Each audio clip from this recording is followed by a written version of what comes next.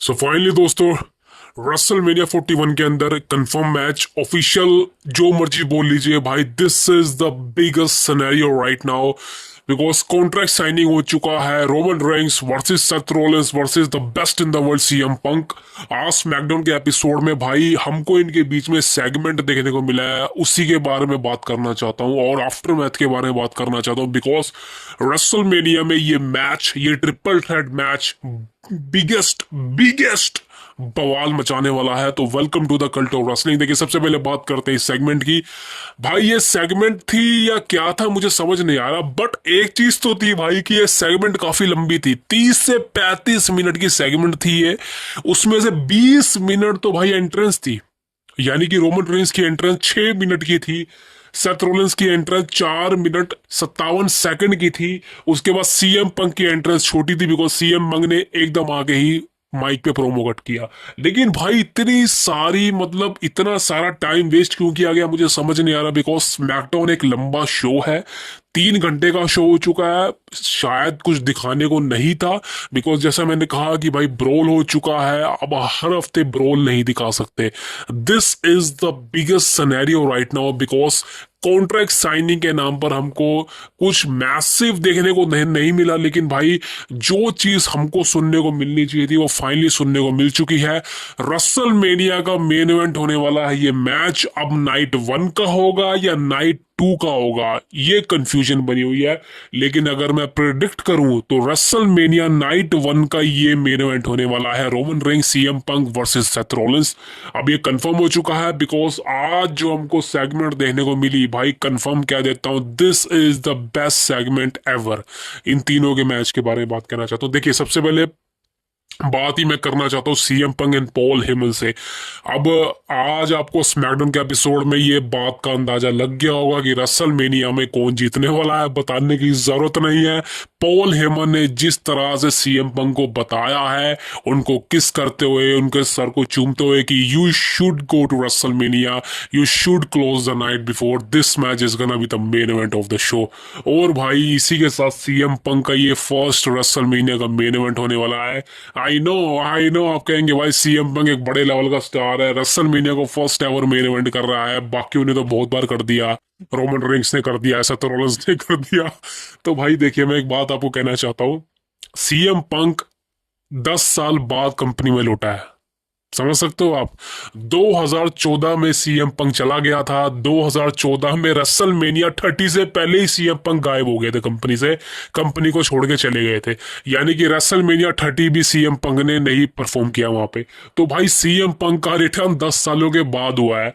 तो भाई CM Punk first ever WrestleMania को मेन इवेंट कर रहे हैं, कोई बहुत बड़ी बात नहीं है।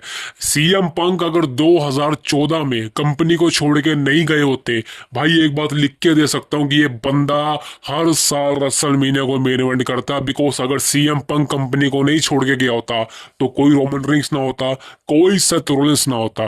मैं आपको क्लियर बोल देता हूं कि CM Punk is the biggest star. अब मैं ऐसे नहीं बोल रहा हूँ बिकॉज बिकॉज मुझे सीएम पंक पसंद है, I am a fan of him, but मैं कुछ फैक्ट के साथ बता रहा हूँ। रोमन रेंस के फैन हो, सेथ रोलिंस के फैन हो, भाई कोई ऑब्जेक्शन नहीं है, बट यहाँ पे फैक्ट की बात है। आपको भी पता है अगर सीएम पंक 2014 में कंपनी को छोड़ के नहीं गया होता तो रोमन रेंस रेसलमेनिया को मेन इवेंट तो भाई कर ही ना पाता, बिकॉज सीएम पंक उस लेवल पे भी इतना बड़ा स्टार था कि रोमन रेंस आज भी वो बन नहीं सकता, सेथ रोलिंस आज भी वो बन नहीं सकता। तो सीएम पंक रेसलमेनिया को फर्स्ट एवर मेन इवेंट कर रहे हैं, कोई शॉकिंग बात नहीं है मेरे लिए, बिकॉज सीएम पंक एक बहुत बड़े लेवल का स्टार है, आप जानते हैं इस बात को। And right now the biggest thing is कि रेसलमेनिया में ये मैच मेन इवेंट होने वाला है। वैसे उम्मीदें काफी ज्यादा है कि नाइट 1 का ही ये मैच मेन इवेंट होगा। अब दोस्तों, पॉल हेमन जिस तरह से सीएम पंक को बता रहे थे कि you should close the night before this match is gonna be the main event, अब पॉल हेमन ने जिस तरह से सीएम पंक को बताया था, लग रहा था कि भाई दिस इज द फेवर, कि यही वो फेवर है जो पॉल हेमन सीएम पंक को देना चाहते थे। लेकिन दोस्तों, मैं आपको बताना चाहता हूं कि वो फेवर नहीं है, ये फेवर ही नहीं है भाई। सीएम पंक ने फेवर मांगना था, ये पॉल हेमन ने फेवर दिया है। तो भाई अगर ये फेवर भी है तो ये सीएम पंक ने नहीं मांगा, सीएम पंक ने एंडिंग सेगमेंट में ये कहा भी है कि I see you Roman Reigns at WrestleMania, I use Seth Rollins at WrestleMania, but this is not the favour that I want. तो सीएम पंक ने भाई क्लियर कर दिया ये फेवर वो नहीं है जो मुझे चाहिए।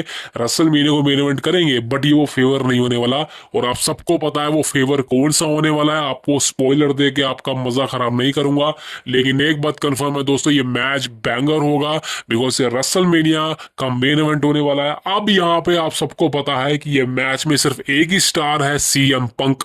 सीएम पंक है, इसीलिए ये मैच को मेन इवेंट में डाला गया है। बिकॉज सीएम पंक ने पिछले साल भी कहा था और ये साल भी कहा है कि भाई मुझे रेसलमेनिया को मेन इवेंट करना है, और सीएम पंक डिजर्विंग है भाई। जैसा मैंने कहा कि सीएम पंक 2014 में अगर नहीं किया होता कंपनी को छोड़ के, तो भाई सीएम पंक से अभी तक मेरे ख्याल से कोई रोमन रेंस ना होता, कोई सेथ रोलिंस ना होता, कोई शील्ड ना होती, बिकॉज सीएम पंक अकेला ही रूल कर रहा होता।